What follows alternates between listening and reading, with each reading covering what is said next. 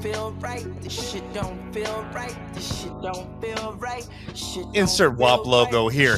Episode number 7 of WAP. We were ready to go ahead and do another top 20 of the Pinside review.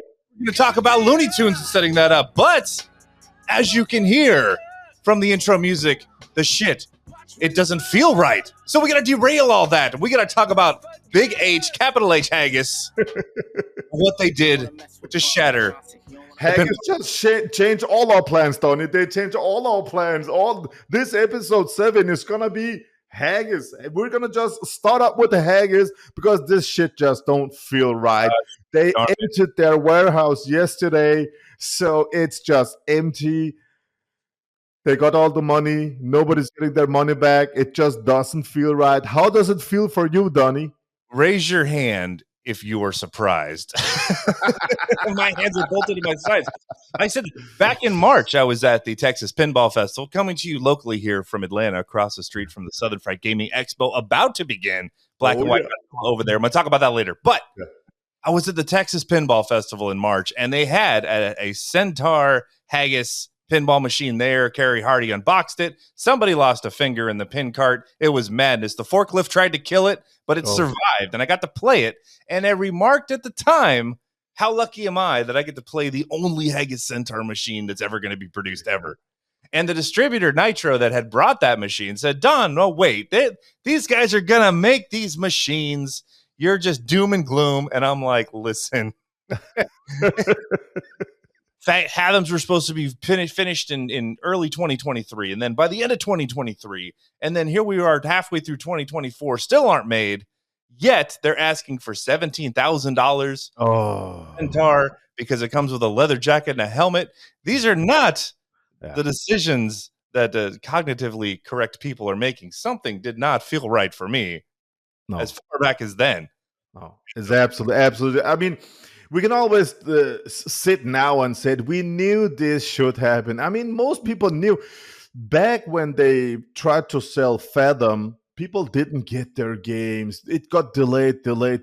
So many people had so much headache, and they talked about COVID, and COVID was over. Everything was over. All the other companies was over.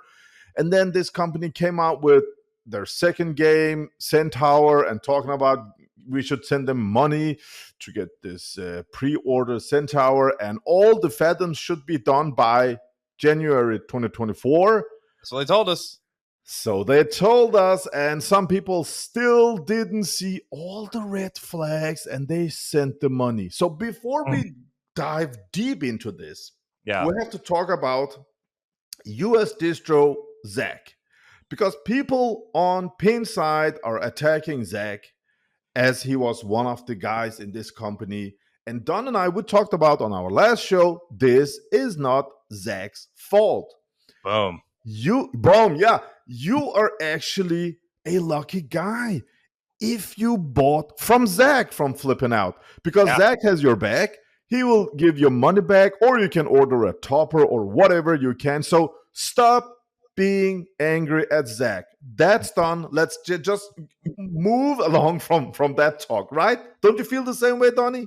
Dude, exactly. Like, if somebody was out there like, hey, send me your money, I'm going to send it to them, we'll get you a game probably, but it's non-refundable, and then they go out of business, oh, well, you're left in the lurch. Like, okay, I get it. But dude did the community a solid saying, look, you give me $1,000, we'll get your deposit in there. And if they go out of business, I'll make it right with you. Like, that's golden, man. Yeah, and then absolutely.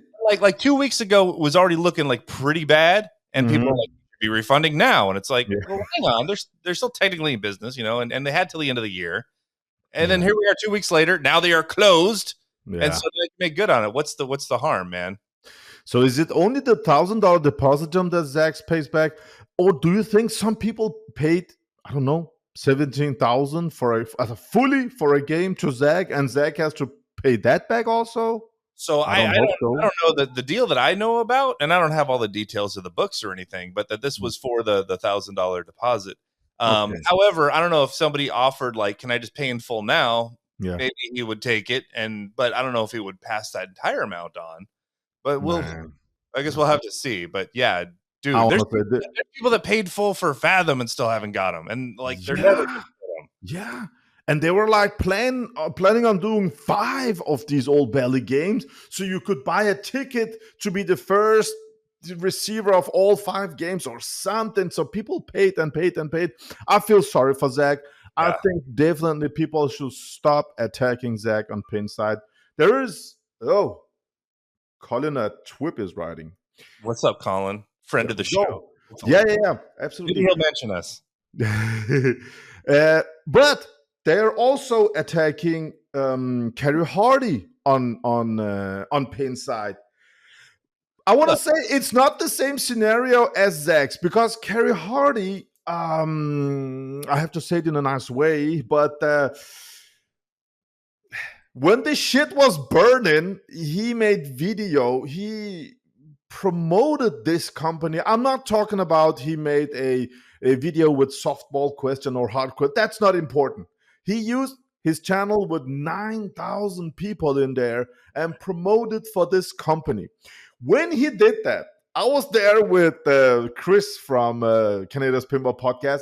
Chris went apeshit. He went on his that was a free episode I was even able to listen to. Okay, so you saw that Chris went apeshit. He shit all over Kerry Hardy. He still stinks of Canada shit, and he was just mad, flaming flames out of Canada's mouth on Kerry Hardy. Yeah. And you know what? Today, I'm sorry to say this, but Canada was 100% right on everything he said.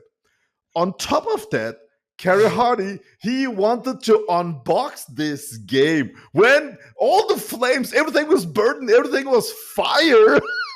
All right, okay. That's definitely the hottest of hot takes there. I did see Kerry Hardy wearing a Haggis hat during one of his YouTube videos. Now, if I had a Haggis hat, I would be wearing that stuff too. I even emailed them asking where I could get one just because I thought it was hilarious.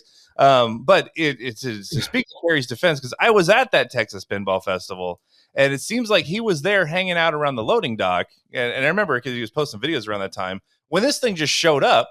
And then he's like, can we unbox this thing? And I don't know that translates to a whole cloth endorsement of this company. But dang, if I would have been there and that thing came off the loading dock, I would have wanted to live stream it. When I was talking to the Nitro guy. Would you? At that time, would you just go around everything about that company at that time?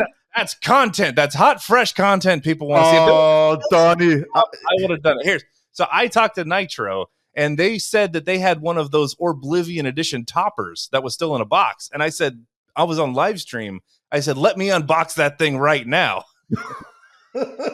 And because of how rare I believe this game to be. In fact, I think it's only one of 3 that's ever going to be produced. So yeah, that would have been like some hot content to put on there.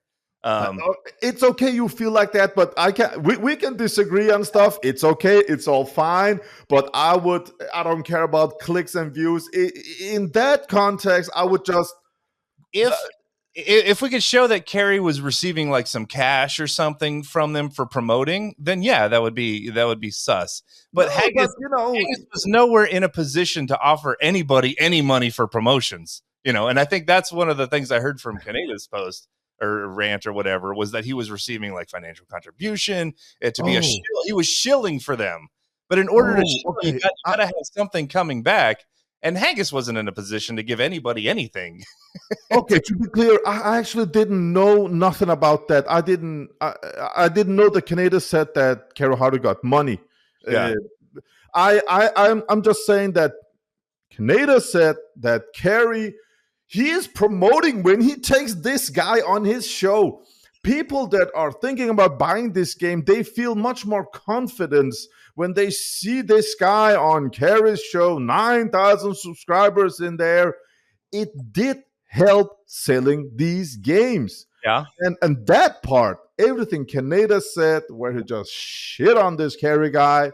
I mean, it definitely would have raised the profile, Yeah, that's what I'm talking about. I'm not talking about hard questions or something like that. That's not important. But he should, if you ask me, he should just clear. away from all that, and then started unboxing this. So excited, showing this when all the red flags were up. They were For sure. You said it. They took Peter to pay Paul, or what? What did you say?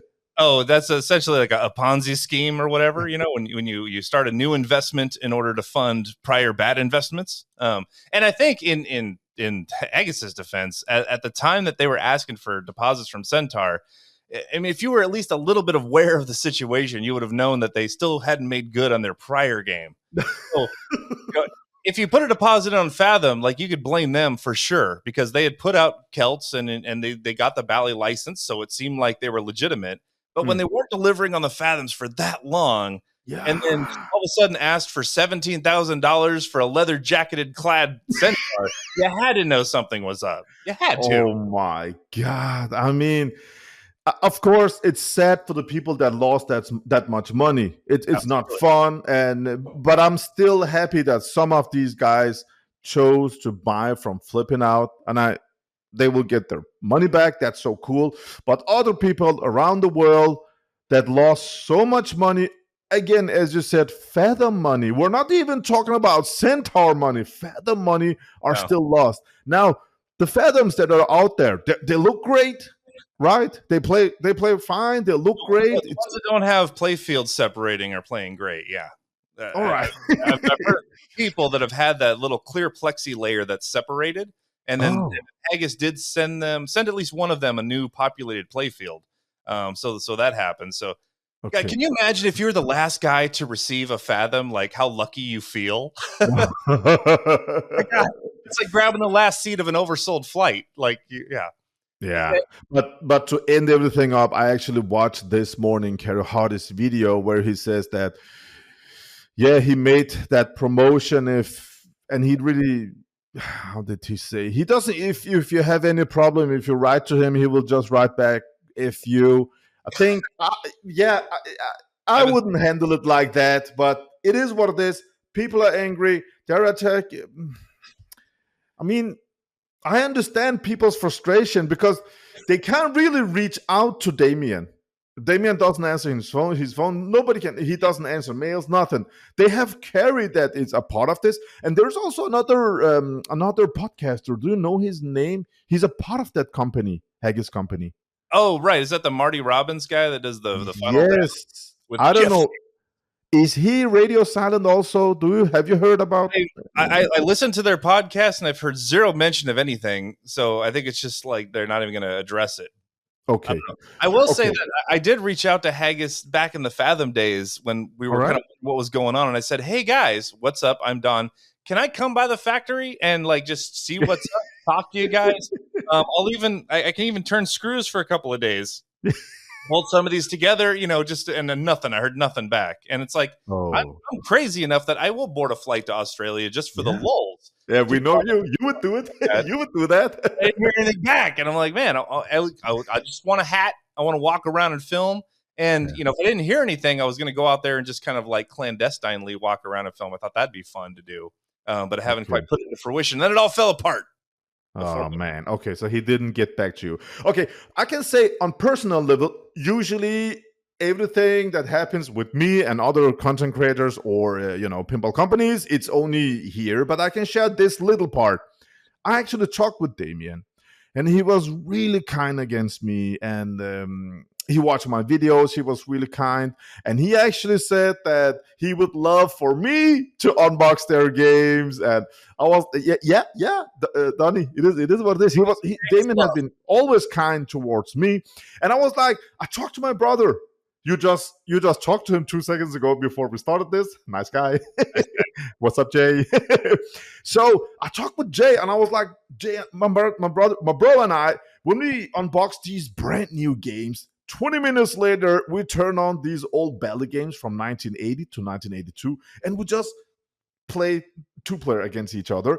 And Fathom and Centaur is right there. So I said to him, Jay, should we be a part of this, Haggis? Should we sell? He was like, I Are you crazy? Are you serious, man? No way. Nothing. He didn't want anything to do with that company.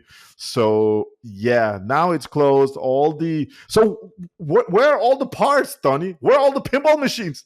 So yeah, so they have a liquidator that's been appointed to them. So Okay. they're going to handle, I guess, the sell off of whatever assets they have to try to fill creditors. I don't know how you get in line to be a credit holder for that. Usually the companies I would that love has to pick up a cabinet. a half-finished playfield hanging on the wall. That could be cool. Yeah. It's so sad, man.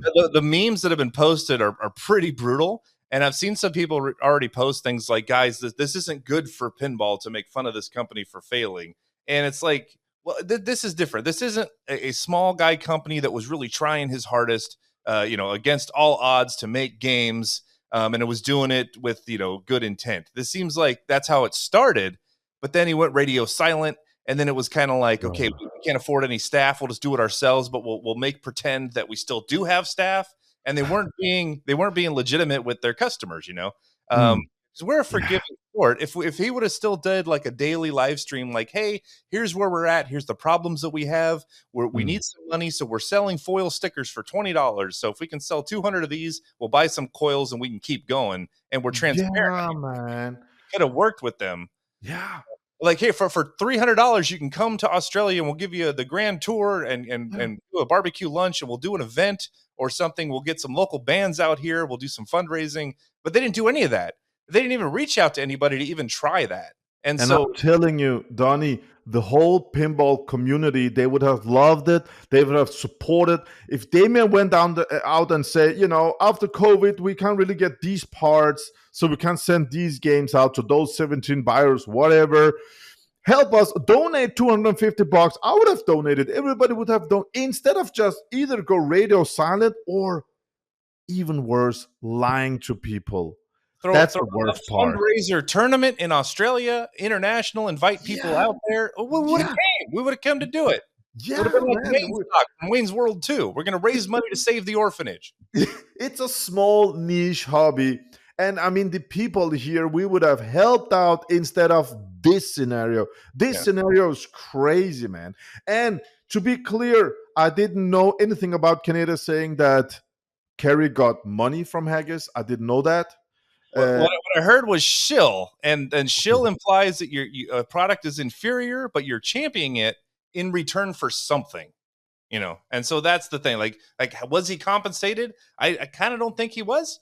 We'll let him speak to that. But yeah, and I don't think Haggis was in a position to be able to compensate anybody for anything. Not the people they were renting the facilities from, not the staff they couldn't afford, not the suppliers that they owed money to. So how could they give anything to a pinball competitor?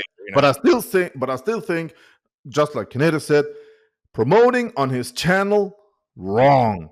Unboxing this fireball of a game, wrong. That's it. But on Kerry's defense, Kerry Hardy is not a part of that company. So I think that part of the, should I say, hate that he's getting on Pinside is wrong. People should not include him as a company guy. He's not. Okay, he's not. Yeah. Maybe he's like Donnie said, maybe he was excited. Maybe like Donnie said, maybe he was for the click counts or something. And that's it. That's it. It's not his fault. And maybe if he was a company guy, they would have done better because they would have had some better ideas. Slam. Donnie, today's show, because of viewer requests, we are recording this episode 7 on the air, but while we're recording, we are viewing each other. This time, viewer request, I'm going to upload our video also on my YouTube channel, on RETROCENGO, because people want to see how we do this show. So this one, episode 7, guys, jump into my YouTube channel, RETROCENGO, and you can see Donnie's beautiful face. I love it. And there's probably a link to order a pin sound board and everything. Donnie, I love pin sound, man. Oh, talking about pin sound. Yeah. Again, viewer request. We just talked about this. We're gonna make a Patreon account. $10. You can support us. We're two guys. And that's $5 so cheap. each. Only $10 American. Come on, man. Only $10 a month support. Because I feel like, I mean, the message, the feedback is so awesome. So we talked about we're gonna make Patreon. We're gonna offer $10 support, but we have got mails from some of the viewers that said, "I want to join this show." So we talked about $50 on Patreon, and you can actually join this. Why not join this show? Come on in, 10, 20 minutes. We have some questions. You can have some questions. This awesomeness, how can anybody resist? The opportunity such as that. I want to come on my own show. That's incredible. Yeah, being with Don and I, man. Come on, some US and some European insider here. It's so great. So, okay, that's our Haggis talk. Rest in peace for all the people that has lost so much money. I mean, if I had some beer, I would pour it down. It's so crazy. One piece of good coming out of this is Haggis can't hurt anybody else anymore. I mean, yeah, that's just that's well said. And every time this happens, for Centaur is now open for somebody else to remake that game. I don't know. Maybe they will just move the plans over to CGC and we will get them in 2028. We don't know. Still want some Centaurs. Yeah, move it that way. And also, Zach, I'm so sorry, buddy. You also lost some stuff on this because you are going to, repay all that money back. I really hope it was only $1,000 deposits that Zach needs to pay back. And I hope he sold like 50 games or something, instead of 400 games and some of them paid in full. That would ruin a guy. I don't know how rich he is, but it's like $1 million back. That's something else. 50 G's, he can handle that. It's that would hurt. That would hurt. Yeah. It's so sad. I mean, it's not fair. I really hope Zach get compensated, because in stuff like this, the company that has the most money out there will get compensated first. Or maybe, $70, 70 cents to $1 compensation. It usually works. I don't know in Australia, but here in Europe, it usually works like that. So the private guy that, paid 4,000 half up or something, he's so far back on the line. It's really sad, man. Every time this happens, it's sad. It really made me think when you said that you wanted to, visit this company and they didn't answer back. Yeah. That's also a sign, That's also a sign, Donnie. You know what? I talked with last summer. I should drive through Europe. I talked with the Dutch Pinball, Barry, and he was like, "Of course, Cengiz, come on by, film the factory." I mean, Dutch Pinball, way to go. I'm close with the Pinball Brothers. Of course, they were like, "Come on in and film." So cool. Big distros. We have Freddie down here in Europe. He's a huge distro. He was like, "Come on in and film." So that's confidence. Okay, we love that. You should put that in your show. Another red flag. Absolutely, yeah. And over here stateside, I mean, I've been to Spooky's headquarters several times. Stern's invited me by. American Pinball's invited me by a couple times. David Fix bought me some lunch. So yeah, I will shill some barbecues for him. Well, it's so cool, man. Interpretation of the game, yeah. Oh, is it Monica? Tell her we are recording. Doing. Oh, I gave her the heads up before she got out of the shower. So okay, she knows. She knows. Yeah. Footage you didn't get. Usually we're not recording videos, so yeah. All right, I'm done with Haggis. Are you done too? Yes, please. Okay. All right. Let's jump to the next topic. Last week, I made a 40-minute long video with spooky Looney Tunes unboxing. Did you watch that video? No, not yet, because I've been on the road the whole time. I haven't had a second to sit down and watch anything. I got Pinball Futurama I got to watch. You have a screen right at the background. You need to, I mean, usually you watch my videos on live, the first guy. I've been on the road for the last week and a half and haven't had a chance to sit still. Yeah, we actually tried to make this show yesterday, and you're on vacation on the road, so yeah, it's not easy. So spooky pinball. I have my hands on the first spooky pinball in summer of 2024. How lame is that we are out there so late? But so this game came. Okay, Looney Tunes. I'm filming, I'm unboxing, I'm testing everything because we're about to sell these games. And if one thing my bro doesn't want is headache, Yeah. because between you and me, all pinball is just funny money for us here. Okay, it's only funny money. So he wants no headache. It just needs to be plug and play and work. Okay. So, okay, you didn't watch my video. So we unbox. I am checking all switches, coils, everything. If you have seen on your game, it has got, when you lift it and take it all the way back, it has got these metal thingies you can put the playfield back so you can work on it, right? Yeah. Legs, yeah. Did you pull your Looney Tunes all the way back? I mean, all the way out? All the way back and just lay it there. Yeah. You can't do that because at the end, like 20 centimeters before, it has got a vertical up kicker metal stuff. You gotta watch it. Yeah, don't put it on the vertical up kicker. Yeah, so it will hit that. So the only issue I had was at the factory, they pulled it a bit back and that bent the vertical up kicker. Oh no. So, yeah, that resulted in the left ram where it goes in and locks into that rocket. Yeah. That couldn't go up and down. So I just, bent it and and then it worked. After that, we just kept on playing. We fell in love with this game. It's so good. It's so fun. Shots and layout is awesome. I talked about they have copied a shot from, that upper right flipper. It shoots at that little ram and it feeds back to the upper right flipper again. Yeah. Just like on Avengers. Repeatable. Yeah, beautiful. I love it. It has got, the ball magnet from Shadow. It's beautiful. I love shots on layup. So did my brother. We were having so much fun. And the cool part is, you should have done it. You shoot a ram and the ball just and comes back. No, it's just swirly. The ball is all over the place. It's so cool, right? You're just where is the ball exit? It was so good.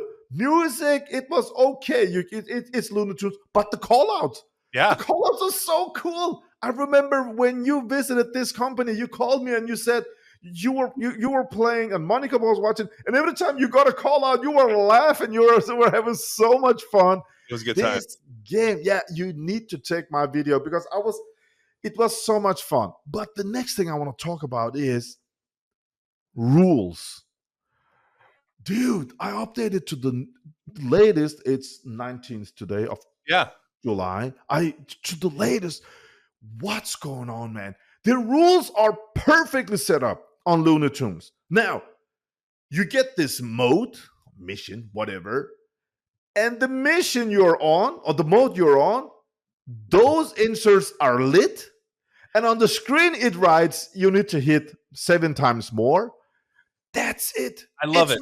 It's not Jersey Jack, Guns N' Roses, where all the inserts are lit up. Everything is blinking in multiple colors. What the fuck is that? Yeah, I hate stuff like that. You do your Daffy Duck Robin Hood. It's like you collect money and then you put the money in to qualify it. Then you go get some more and you can build it up if you want or play more simply. Yeah, the call-outs are there. They're shoot the red shots and shoot the acne. It's so simple setup. It's perfect from the first ball. I love simplicity, all the call-outs are in the Looney Tunes voices too. It's not just some magic call-out person that's doing it. Like when you play in Wonka and there's just this kid multi-ball. I'm like, okay, elderly person, who are you, sir? I don't know. I mean, I don't know how long they are on Texas Chainsaw Code, but the code on Looney Tunes right now, summer of 2024, so good. All the time when we were playing, I was looking at my bro. I was like, Jay, this game with Texas Chainsaw, these orange ramps, all blood red, Yes. chainsaw, and oh my, we need this. And he was like, dude, we can't have that on a location. You need to have that on location. Dude, it's such a cool game. So yeah, so we no issue. It just worked. It was such a cool experience. Wow. And something else I want to include. Yeah, I mean, Watch your video now. you have to watch the video because I unbox American Pinball jerseys. I unbox everything. Everything I unbox it. Also, we will fly them home, so that means my video is one of the first on the line online. So Spooky was all new for me. I should quality test this, and then it just popped up. It just worked, and we started playing, and we just agreed. We don't agree on pinball, my bro and I, all the time, but we just agreed. We're gonna sell this. This is cool. Awesome. We had open. People were coming and visiting. They were like, "Whoa, this is so cool." Do you have this on a location, or is it in your showroom? It's on.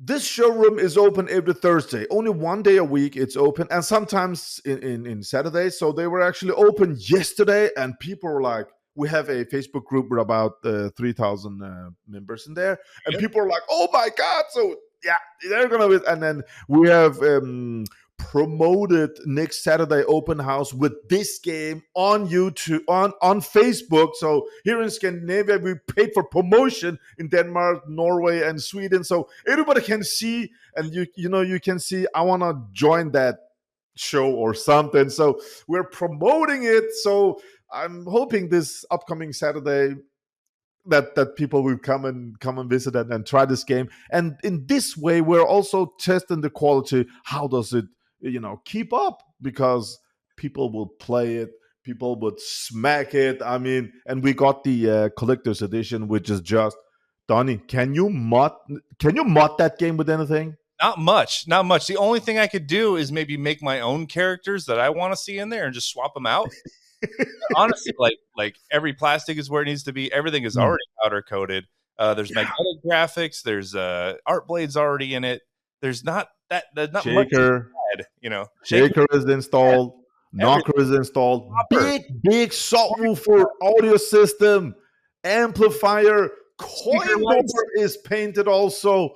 Wow. And how much does it cost? $96.99, the same as the Stern Premium that has none of that. Bam!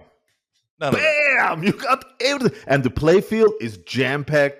Shots are so much fun. Do you have any issue with them copying some of the shots or get inspired? No.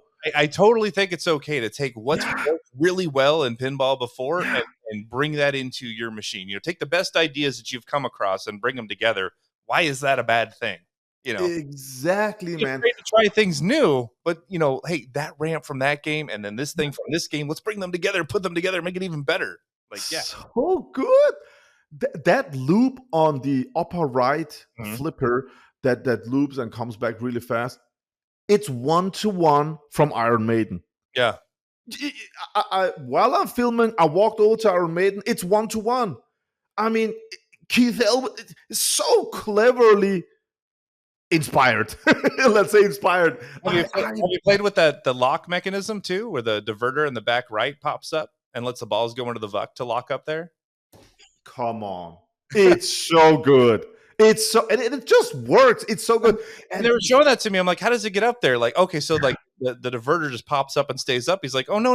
The switch up there causes it to pop up fast enough that ball can go then off the field into the VUC. It's like mind-blowing. I love it. You can see at the back, you can see physical balls locked in there. And just to the right of it, it has got 3 very bright yellow lights where it said ball 1 locked, and it looks so good when they're lit up and extra ball is it looks so good. I love that though. But it's all the time it locks the ball. I get to watch cartoons too. Yeah, it's so cool. And that rocket lock to the left side, every time the ball goes into that rocket, that meat grinder, it starts grinding, and we're like, I want to play TCM. What does it do?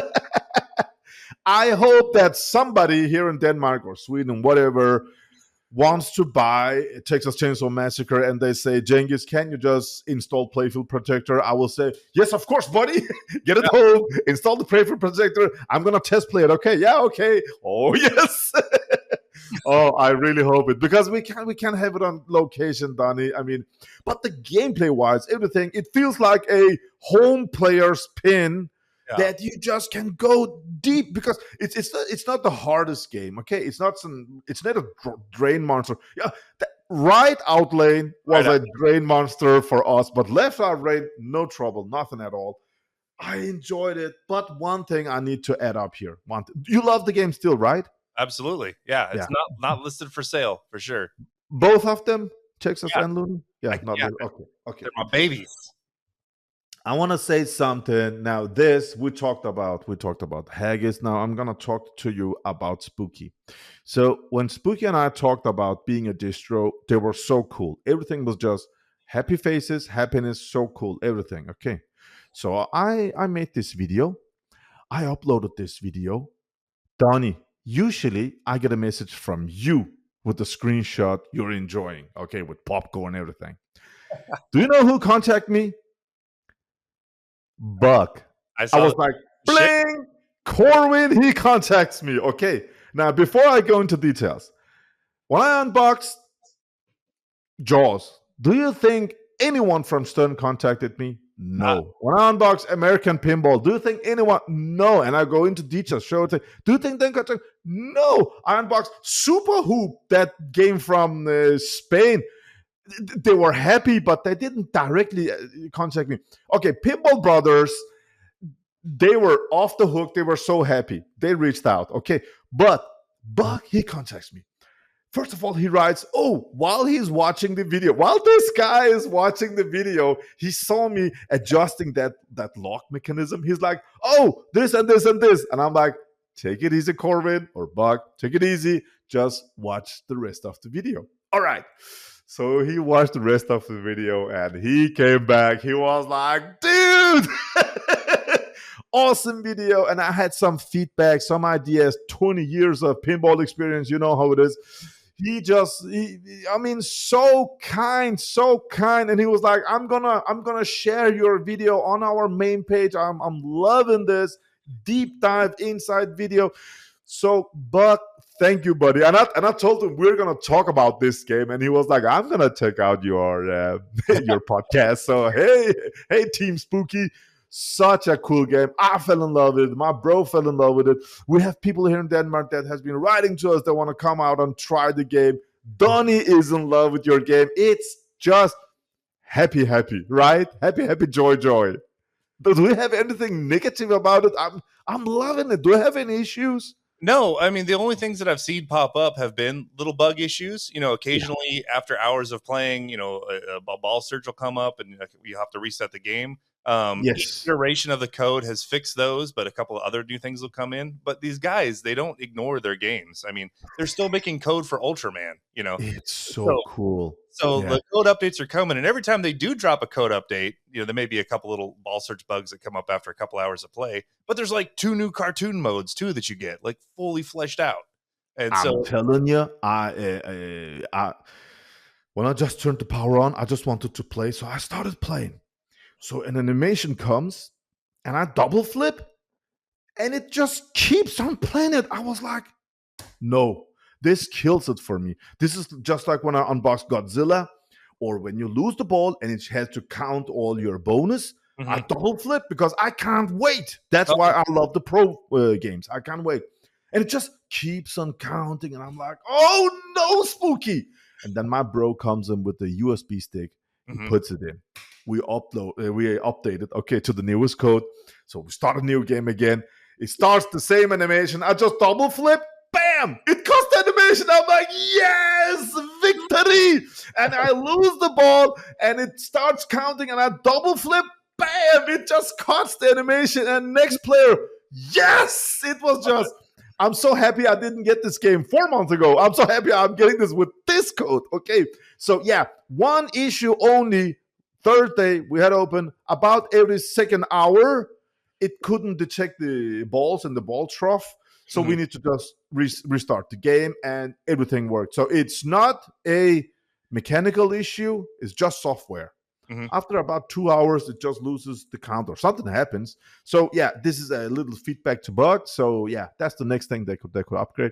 How is the code on TCM compared to Looney Tunes? Because it's another team. It's good, yeah. So the game plays differently. Whereas Looney Tunes is you hit the shots, hit the crate, start the cartoon, and just kind of rinse and repeat and do that the whole time while you're playing with the lock and the multi-ball and whatnot. TCM is very much like play and then pick your character, which character you're playing. Each different shot levels up that character, and then there's character modes attached to each one of those. So the approach to the code is different. They had two different teams on each of these games, whereas with Ultraman and Halloween, it was one team where they just kind of copied and pasted the gameplay codes. So it does play differently, and it gives you a different feeling when you're playing. When the ball hits the slings, you're hearing a chainsaw in the background revving up. It's like, oh God. You're constantly reminded that there's like chainsaw wielding maniac cannibals out here.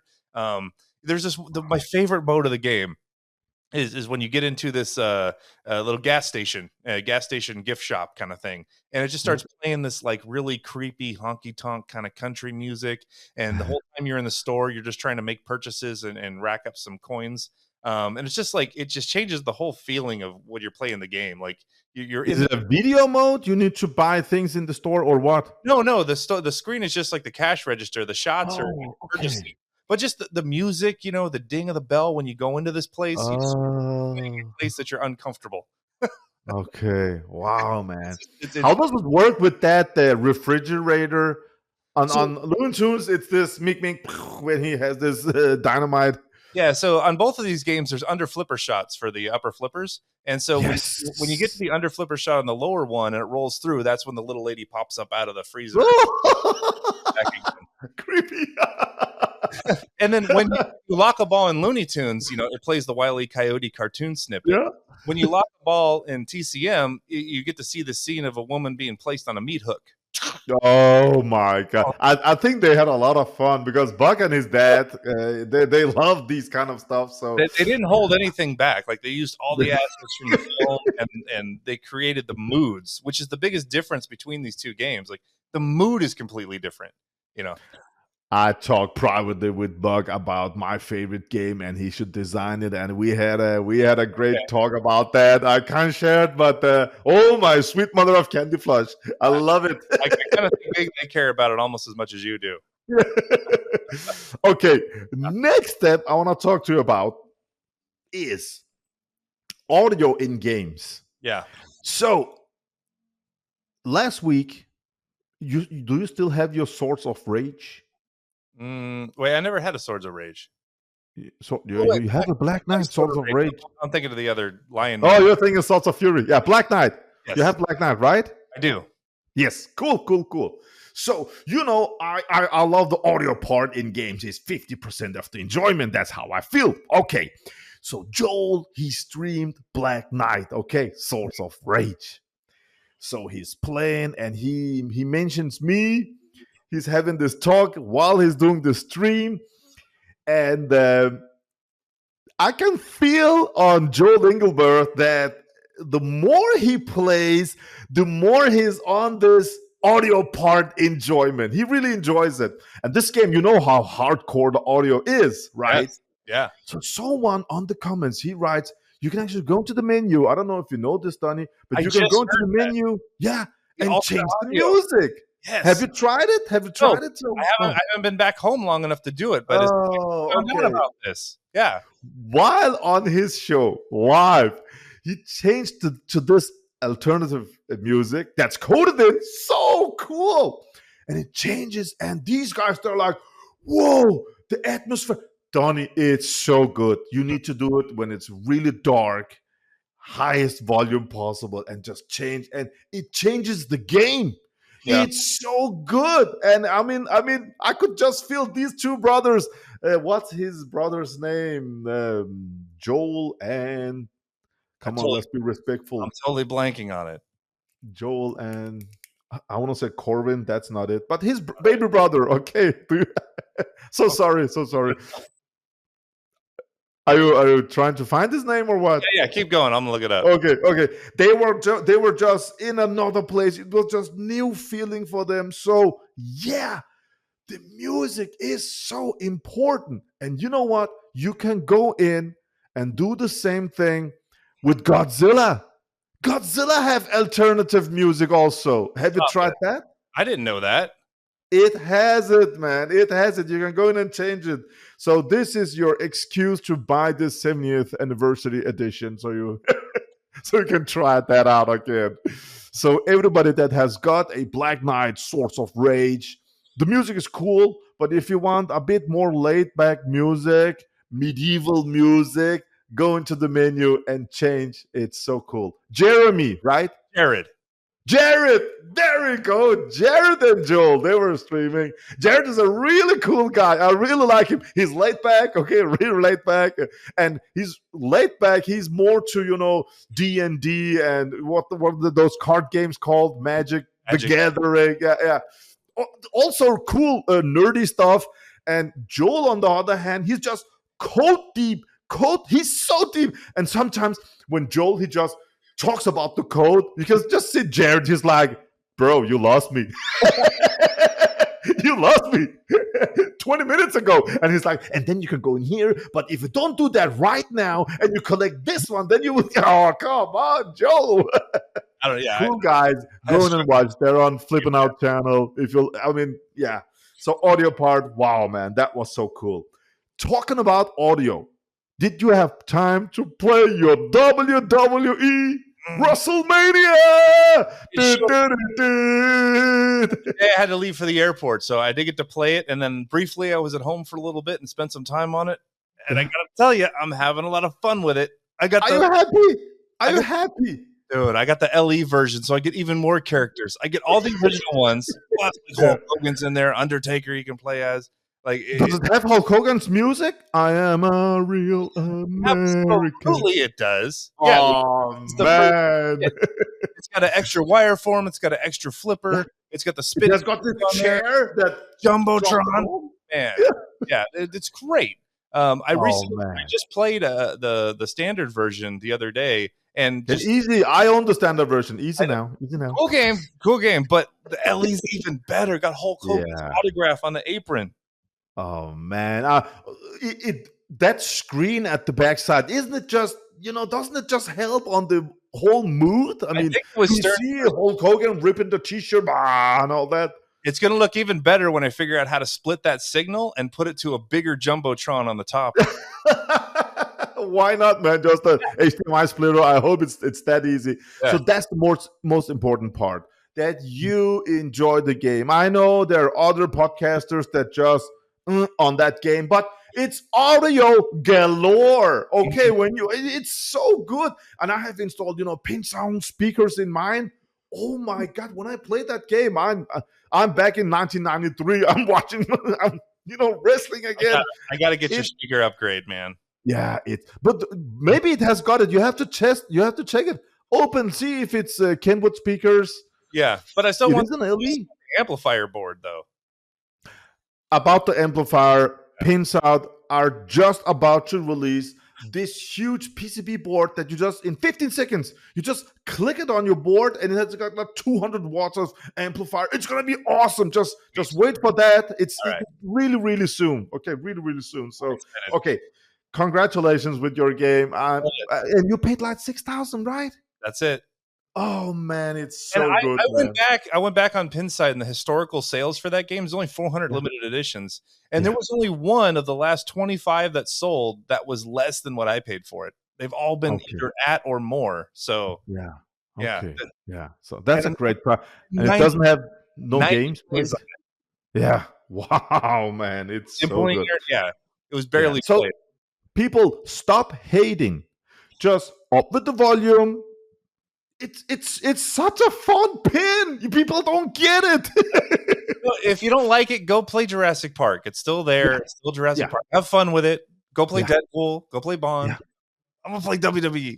It's so cool. It's so nerdy. It's so awesome, man. Also, when you hit drop down targets once and they pop up, and second time when it says coming from New York City, 288 pounds, and some name. You just get in that mood. It's awesome. Go ahead and try that game. It's a cheap game. It's a fun game. It's an underrated game. Yeah, for sure. All right.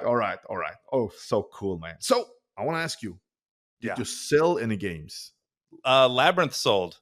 Oh, congratulations, man. So did you just put an ad on Pinside, or was it on this show last time where you said, come and hit me up, I want to sell this game? How did it happen? Pinside and Facebook, and then I got reached out almost immediately from a friend on Facebook who said, hey, my friend's looking for this, and they connected me with the buyer, and I got a full price offer. Do we want to share? 11,500. That's how much did you pay with tax and shipping? Blah blah blah. MSRP was 10,600, shipping, I don't know, $400 or $500, and then the topper is $1,000, and then the back glass and the shooter rod and all that. So it came with all the accessories, and I saw that they were selling for 11,500 with accessories, and so that's what I put it up for, or best offer. I comped the shipping, and it went on out. So that should be landing in the buyer today. Congratulations to the new owner. I hope it is happy. Yeah. So, did you buy new games? So it was when I found WWE. I was like, I got to sell something else because I did sell Godzilla 2. Picked up the Monsters Premium Black and White Edition, and then Labyrinth went out, and I got WWE in. So I'm freeing up some space. Tales from the Crypt will be going out next month to Expire. He can't wait. I know the buyer of that. He can't wait. That's excited, man. And I'll probably do it myself. I'm gonna drive it over to his house. Oh yes, so good, man. So good. He is really into Data East games. So good. Everything is good. Okay. So I want to ask you, do you have anything on your wish list right now? Want to buy top three? Do you have anything? Or are you just, the old Don, I'm just waiting for the next game that comes out and I'm gonna get it? So, or do you have anything on your wish list now? The only thing I could say that I wouldn't mind having now would be that Godzilla 70th, which I'm about to play this afternoon across the street. Set up. I'm going to go play it as soon as they open the doors. Oh yes. But the other two things that I want to get are still to come. They're only rumored titles, and it's coming in this fall deluge of games we're going to get. So chiefly among them is whatever Spooky's working on next, because they won't tell me what it is, but I can see how excited they are. And then it's going to be either, if Metallica looks amazing, or if there is a Pokemon or a Harry Potter or something like that. Otherwise, other games I have my eye out for, I wouldn't mind a Toy Story 4 Collector Edition at some point. Interesting. That's a good deal. Like, I like that game. I found out that Figment from Epcot makes a cameo appearance in one of the modes. And so another game that doesn't get appreciated much, probably because the price was so high when it was released. Yeah. But playing it on locations, I wouldn't mind having like a good version of it. Barely played, cherry powder coat, top of the line, good price. Yeah. Maybe. Underrated game again. I feel like we have them out on location and they're so popular. And so every time I see them, I play them. Yeah, if hitting that ramp is fun, man. Yeah, the jump ramp. Yeah. It's so cool, man. I enjoy it. So have you sent out all those T-shirts? T-shirts everywhere. Again, they just dropped. They're at the house right now. So as soon as they get home from this trip, they're going out. People are writing to Donnie about T-shirts at wearepinball69gmail.com. And Donnie doesn't send right away because he needs to get these T-shirts. And people are writing to me, Cengiz, call this guy up. We want T-shirts. And you know what?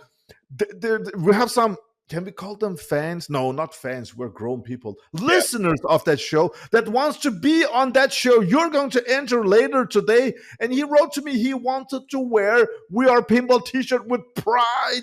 Come on, Donnie. I'll sell them off my back if somebody comes up to me at the show. Or if you have some stickers or something. I want to say thank you for everybody that reaches out. I mean, this community, I love this community, man. Yeah. All right, Donnie. Yeah. Last time we took our Pinside top 10 to 20 list, and people love that section. So this time we're gonna talk about Pinside again. Yeah, 20 to 40. and 2 weeks has passed.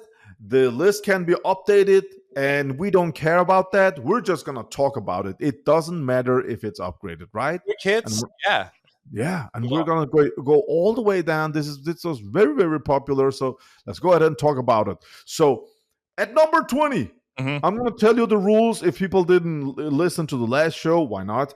But at number 20, we have got Indiana Jones, The Pinball Adventure 1993. 2 questions. Does it deserve to be on number 20? And is it worth that price? So, Indiana Jones, what do you think? From I Bally Williams. got everything Does it deserve? has everything you would want in a Bally Williams games. Tons of shots, a fun bridge, fun little mechanisms. It's I love this. Remake this game today, please, because it's not to me, so I don't have one, but I wouldn't mind one. This is one remake I'd probably go for. I think this is one of the games that will be pretty expensive to remake because of the license with Harrison Ford. It is what it is. It would sell a lot though too. So oh yes, on every cinema location they would buy it. I hope they will remake it. Does it deserve number 20? Yes. Yeah. It's such a cool pin. I have played it for 20 years. I still love it. I still enjoy it. It's a great pin. The price. no. They're not cheap. Mm-hmm. Yeah, that's probably what it's worth because there's not that many, especially if it's in a good condition. But for me, it's not worth it. Otherwise, I'd have one. So, yeah. They're expensive, but I'm telling you, they are absolutely awesome. So, Indy, it's such a good game. Number 21, Star Trek from Stern. Number 21. Have you played that game? I have spent some time on it. It reminds me a bit of Attack from Mars with the spaceship right there. Yeah. So, 18 deep rule set. Fun game. Yeah, I get it. I get some love. I think it deserves to be on the list. Yeah. At number 21? That's debatable, but it's I like it. 50, I like it. 50. I would rather play a Star Trek Premium than Medieval Madness, to be honest. I'm just saying. Yeah. I like the price. They're not expensive. Oh, the LE is expensive. Have you seen the LE? That's how an LE game should be. All the LEs. I come across one. I don't think I've played an LE in person. Okay, I have. When they came out, very beautiful. Love that game. Number 23, most sold games in modern times, The Addams Family. Yeah. Does it deserve? Yes, because of how well it's sold, how it's a cultural touchstone in the community. Yes. I think there's other games that play better than it, but I mean, it's got like 5 pop bumpers. And what game has that, dude? That shot through the pops, I love it. The little greed bookcase. Whirlwind has got 6 pop bumpers. Come on. Okay, all right, fine. Yeah, it's of that ilk. I like it as gameplay wise. I like it as much as Whirlwind, but because it's Raul Julia and the nostalgia that pushes it up over the top. That's why it's number 1, baby. I'm telling you, with Raw, I think it was Greg Bone that said that this game has some sort of sexiness in it, and he's absolutely right. If you have seen the movie, I mean, there's some kind of spooky sexiness all over this game. Mushka. Yeah, it's a fun game, but the thing is, this is one of those games for years now. You should have an Addams Family and a Twilight Zone. People has the Addams Family in their collections, but they don't play them that often. Yeah, I don't know. They're just That's just my experience with.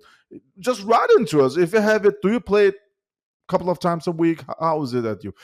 Price. Yeah, it's an expensive game. If you want a good version of it. Yeah, that's what we're talking about. Not a beater of a game. Version go for a lot of money still. Absolutely, man. Let's jump over to 24. Yes. It's Labyrinth. Oh, you wow. just sold it. Yes. So does it deserve to be on the list at number 24? I mean, this is probably the best debut game from a new company that we've seen. I don't think anybody could argue against that. Sticks to the theme. If the theme works for you, it really works for you. Other people still haven't seen the film. I don't know why not. It's full of Muppets and David Bowie. A cool ball pass, a fun magnet. The paths change. Some of the shots are a little bit tight. That's what held it up for me. So I don't know if I'd put it. I'd put it in the top 50 for sure. Okay. Price wise, is it worth it? It's a new game, so I think so. Well, the market says so because I listed it basically what I paid for it, and it got sold in a week. So yeah. Yeah, so it's priced well there. Okay, the next game should not be a top 100, but it's there. It's Jersey Jack, Willy Wonka, and the Chocolate Factory. Does it deserve number 25? There's some artificial inflation going on. What the heck? The price, what did I go for? I don't know. I don't care. Yeah. Like dialed in money, I think. Yeah. Next game. It's Williams 1993 Star Trek The Next Generation. That's a cool game. It's a cool game. Wide body. It will never happen, but I'd love to see this theme done again, more modern with a big screen and everything. But yeah, it's fun. It's a unique shooting game. I love that spirally white ramp that it's got. Yeah. Popular game. It has always been popular. Price, it gained up in value for the last 5 years, just like Adams. So it's pretty up there, but you're getting a lot of game for the money. Absolutely, yeah. Next game. How is this No, wait. Not yet. Okay. Number 27. I agree on this one. Avengers Infinity Quest at number 27. Good shooting game. I don't understand anything about the code of what I'm doing, but I have fun making the shots. Who's the coder of that game? Everybody says they don't get that code. I mean, what's going on, man? I think it's a Ray Day special. I don't know, but people says everybody I talk with, they say they don't understand it. So Ray Day, is he a competition player? Maybe. I don't know. Dude, cool guy. He did Rush too, which I give him a ton of crap about because I still have trouble melding my brain around it. His level of genius and my level of ability are slightly out of phase, I think, is what it is. Fair. All right. So should it be at number 27? It's an Elwin, so I guess. Yeah. Just shots on layout alone, man. Yeah, wow. it's fun. Okay. Are you sitting down? Number 28. Now, this is a crooked list. Number 28 is a Stern 2016 Batman 60 Sucks. Oh, God. How did that get in the list? It should be a number 366. This shouldn't be in the top 100. No, man. When I hit that left ram, everything is just wobbling. I'm like, I'm going to break something here. And the audio part is stinky. It's jazz from the 50s or 60s. It's unbearable. Whoa. My first game was Batman Dark Knight. I really loved it, but it's like I feel like I'm playing it again. Like I think they borrowed too much from that game. The little turntable mechanism is awesome, but that's the greatest thing about it. I love the theme, but the whole package is not worth what it's Can you see what the audio package does for a guy like me when it's just stinky jazz noise? I can't. It is what it is. I can't. I don't like it. Price. I don't know. We bought the premium for like 8,000. Oh, there is this super idiot edition. What's it called? Super limited edition or something. SLE. Don't you know, Cengiz, that it is the greatest machine of all time and has ever looked, and I'm going to sell it immediately as soon as I unbox it. But it's been stored in Taker forever. Okay. So, yeah. So, I just want to add something. Okay. It was the best game in the world until CkeD sold it. But can you imagine? Stop laughing. Can you imagine when CkeD unboxes his Jersey Jack Guns N' Roses? All of a sudden, Guns N' Roses would be number one game in the world. Stern would be a-holes, and Jersey Jack will be god level, and Guns N' Roses will be the best of the best of the best. Just wait and see, man. Don't ever put the game by a window, except if it's mine. Then it's okay. Have you unboxed it and put it in front of a window or what? I believe it's sitting next to a window, yeah. Oh my God, he has been talking about that stinky window all... Are you surprised? But if he does it, then it's okay. Yeah. If you're doing a bootleg Gucci t-shirt, it's fine, yeah. I mean, oh man, now he must be talking on his shows that it's the best. When he unboxed this game has issues when it gets unboxed, and CkeD cannot repair stuff. He doesn't want to repair stuff. No. I really want to know what happened. Oh my god, yeah. Okay, so Batman 60 sucks, but he sold Batman, so it's not the best game in the world anymore. But now Guns N' Roses is. Guys, Guns N' Roses is a poor man's entrance to the wonderful world of JJP games. Absolutely. So if you don't have that much money, it's the cheapest game you can find. It's for sale everywhere. Yeah. And if it's for 6,000 for a limited edition, you can probably everlasting gobstopper. You can suck it and suck it. It'll never get any smaller. I mean, children with very little pocket change.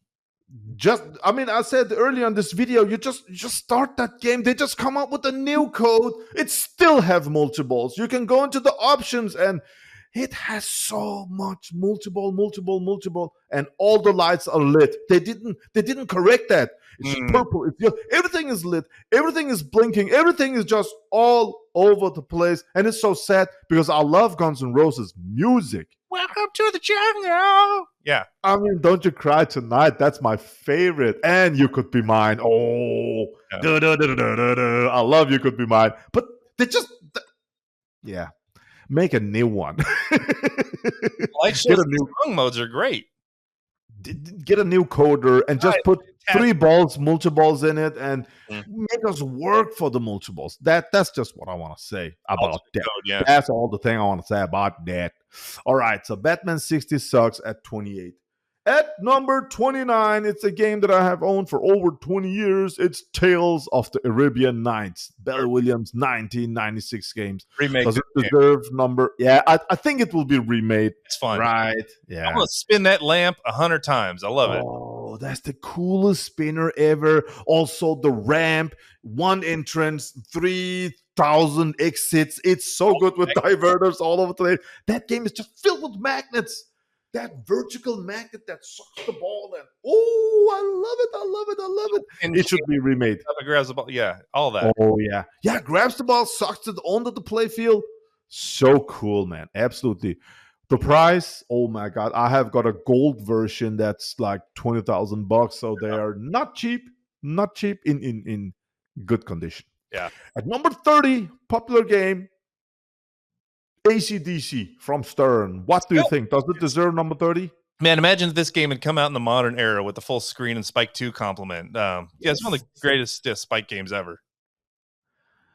When did the game come? Was it 2013 or something? It's a bit old. It's over 10 years old, I think. I think it came out before Metallica. Oh, okay, so maybe not. Yeah, it's old, man. Mechanisms, the gun that shoots, the bell that ding dongs. I don't even hate the lower play field. It's fun. Yeah. That lower play field, I don't enjoy lower play fields. Do you have Monsters Premium? Yes, sir. Do you have the lower play field? Do you like the lower play field on I that? love the lower play field. I like the Monster Madness mode where you're playing the lower play field and the main play field in a multiple at the same time. That's a bit stressful. Yeah.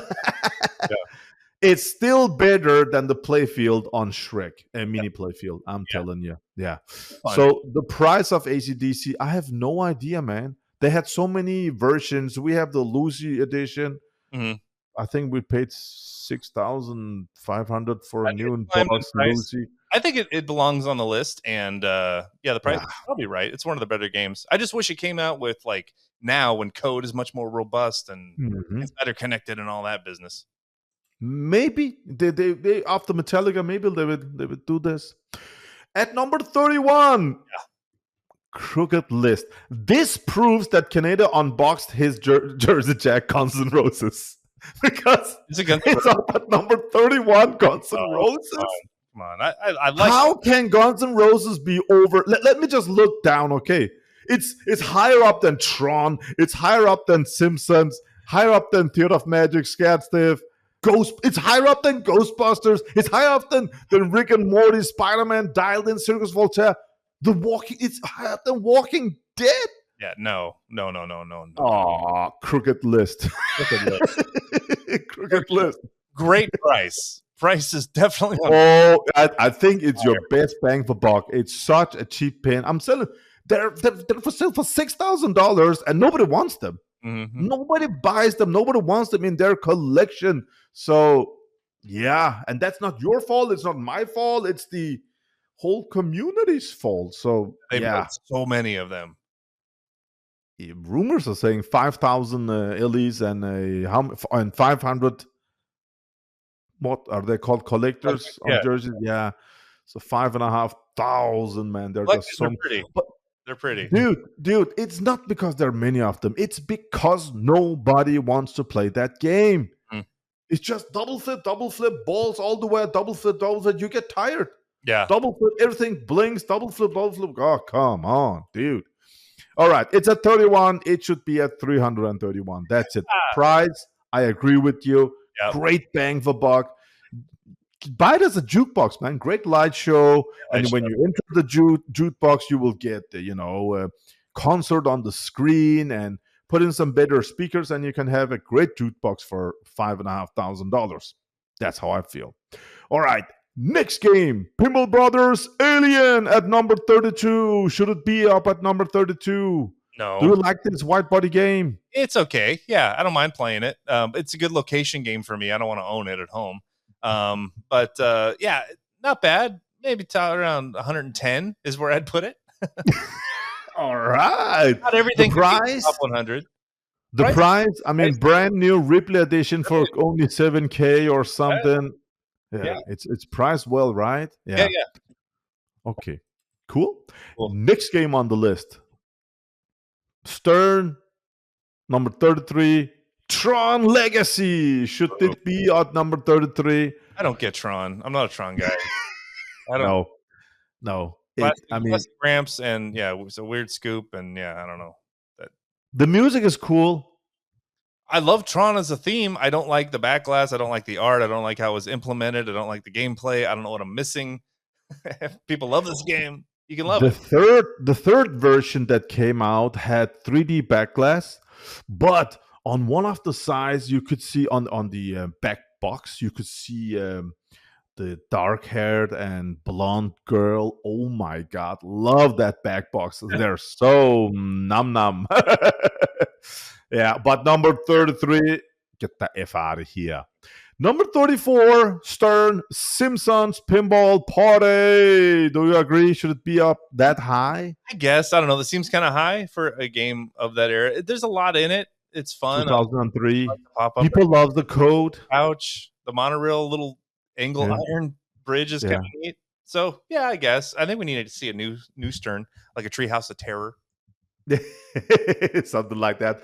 The price, I don't know. I don't know their prices. I think they're still going for like more than you would expect. Okay. Some people really like that game, so yeah, I don't know. It's for me, it's too high up there. I want to see number 35. We're up at number 35. Belly Williams, 1996. Scared Stiff. Good game. Elvira 2. Tons of innuendo. Love that. Yeah. Full trunk. Yeah, hitting that crate, that's cool. And that on top of the ram, it has got this big snake head bone something thing. Play this. I like some roses. Yeah, absolutely, absolutely. Come on. And pricing, I think it's priced a bit high, but it's a cool game. I like it. Mm-hmm. It's one of those games you just need to own once. Yeah. Okay. Number 36. I disagree. Theater of Magic, 1995. It's got a box that rotates. What's not to like? Yeah, but this is the one people really want remade. It will be remade. I'd rather take a Twilight Zone or a Tales of the Arabian Nights for sure over Theater of Magic. But yeah, 100%. Look. Addams Family. Now this is 20 years of friendship. When people buys this is just, when people buys Addams Family and Theater of Magic and Bram Stoker's Dracula, these three games, the first 3 weeks you're like, oh my god, buy a Dracula. The first 3 weeks you will be stunned. It will be better than everything else. Just like Theater of Magic, the first 3 weeks you will like, why didn't I get this game before? But week 4 you are like, what the what? And I'm telling you, try it. You like Theater of, after week 4 you're like, what the what? Go away. And it's just like that. So that high up at number 36, no. Okay, let's go. Oh my god. Number 37, The Mandalorian. Oh man. No.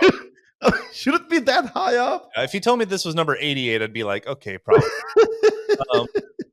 I don't hate the game, and it's actually one I've toyed here and there with picking up if I see a really cheap one. It's And then boring. I play it, and I'm like, this is kind of boring. I don't want to. Yeah. Uninspired layout, uninspired code. It's just so. And you tend to buy the dangly bit. yeah, and you tend to buy the premium LE, and the LE has that head with dual flippers. Buy something else. Yeah, buy something else, Danny. There's so many when better you hit me up, you said you want to buy the Swords of Rage. You want to hear, Steve Ritchie, and I said, yeah, go for it. You hit me up. You said you want to buy Monsters. I was like, yeah, go for it. And you hit me up and you say, hey, Mandalorian, and I'm like, no. Think about it. Think about that. No. Great theme. Great theme. But stinky game. $2,000 topper. Oh, it's a beautiful topper, but yeah. Is it the value, is it price right? I don't know what they go for. They're not expensive. Yeah, it's twice the cost of the topper for the whole game. Okay, fair. All right. Number 38. One. All right. Number 38 is starting again. Ghostbusters. I appreciate this game for what it is. I don't like it as much as other people do. I like it better than Tron, but still, it doesn't do it. Which version have you played? All of them, and I do like the one with the subway ramp. That is super cool shot. Magnetic slings. That's cool. Yeah, magnetic slings, and the screen with the hollow. Love that. Giraffe. I do like that. So there's things that I like about it. The flippers don't come together enough. If they did, it would change all the layout of the shot, so it'll never happen. How about the out lanes? The ball just jumps over from the in lane to the out lane and just drains, man. It's so crazy. Yeah.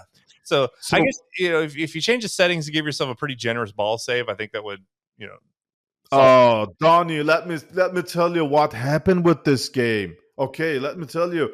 This game came out. Okay, it was unfairly designed, so you just lost the ball, blah blah blah. People were frustrated, people were crying, and it was just so irritating.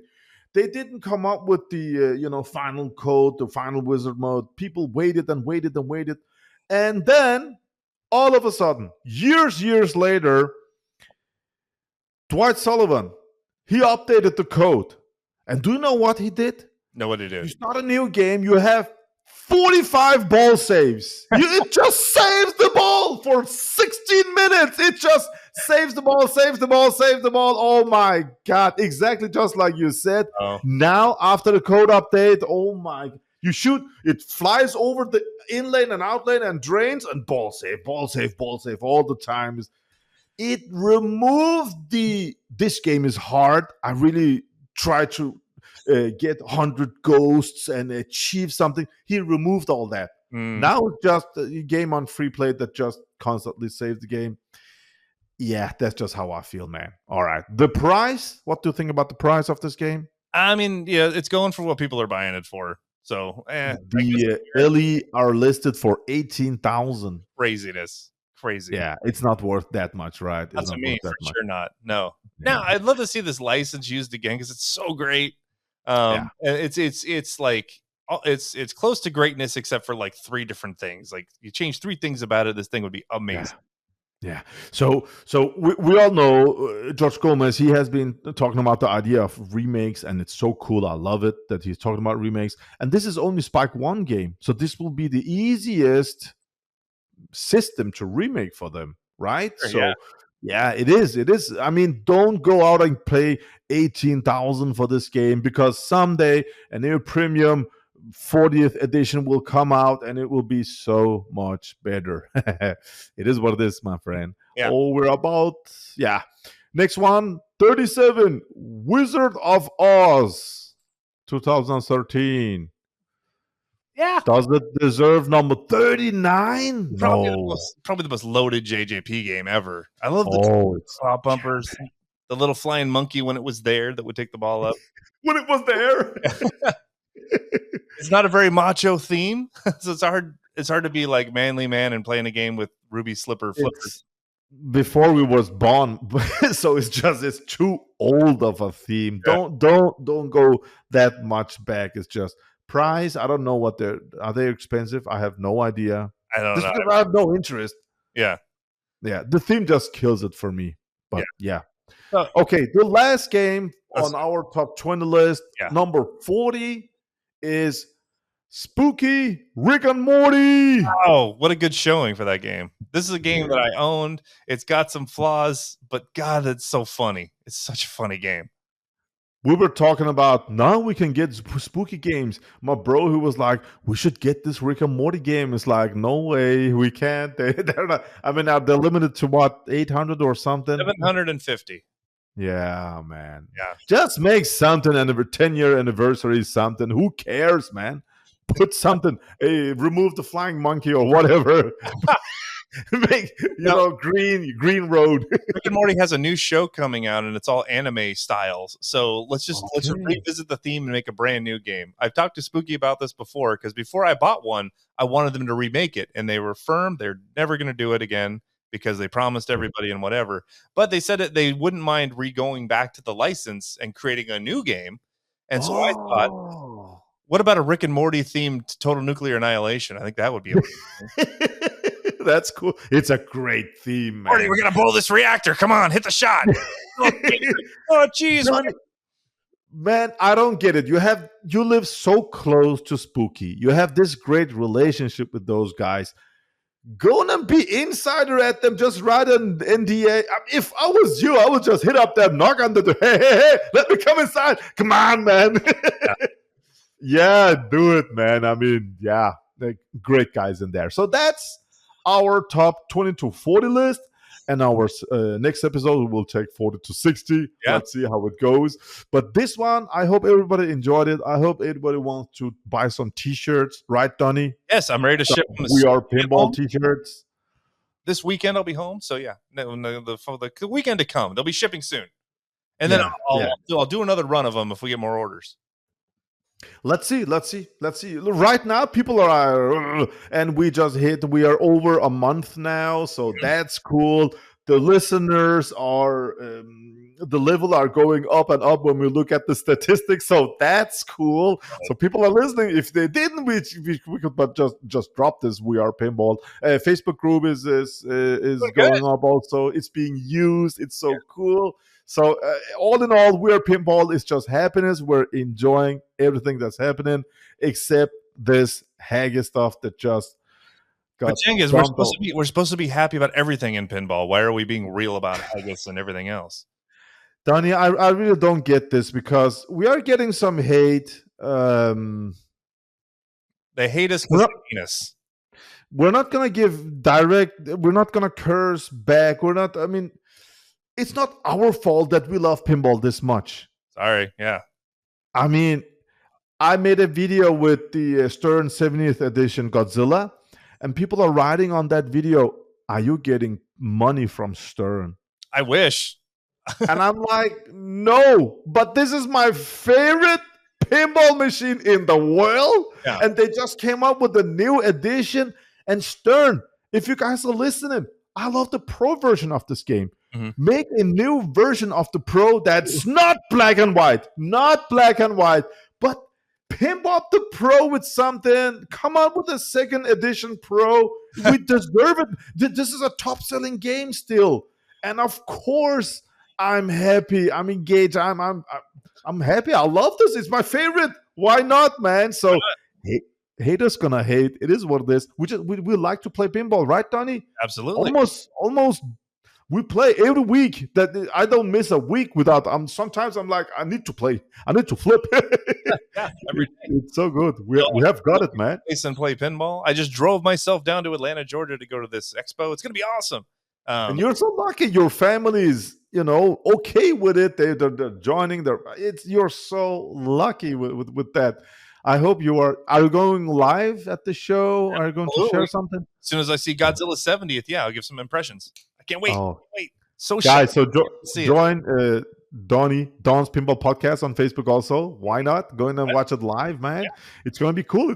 I hope I'm not gonna be there. I'm gonna sit and edit this video for hours. Yeah. All right, Donnie. I hope you're happy. I hope you came up with everything. I hope the listeners are happy, and I hope we will see them on our next show. Right, Donnie? Gonna keep bringing the content and the heat. Yes, that was fun. Yeah, baby. And the love and the pinball love, man. Love and happiness. We love this. We do it because we love it. We don't love everything. I mean, you just listen to what we think about Mandalorian and Batman 66. Yeah. So it's not everything. It's not everything. But if you want JJP Guns N' Roses game to be pimped up, loved, and praised as the best game in the world, check out Canada's Pinball Podcast. Peace. Let's get some outro music, Donnie. Is this works for you? It's what I had in the pipe. WAP number 7 is in the hole now. We are pinball69@gmail.com. Get in on that action and jump on the Patreon forthwith to be coming soon. From Don and Cengiz and the bottom of our greasy pinball hearts, we thank you for joining.